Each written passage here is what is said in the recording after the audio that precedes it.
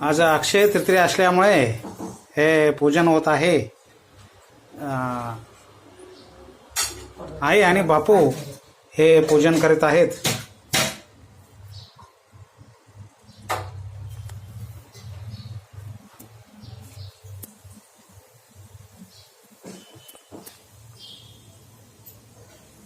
पूजन चालू आहे. एक तुळशी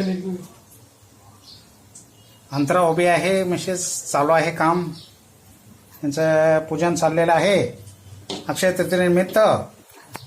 अक्षय तृतीयेनिमित्त नाहीतर ते अंतराचं नाव घेतलं तर नाही.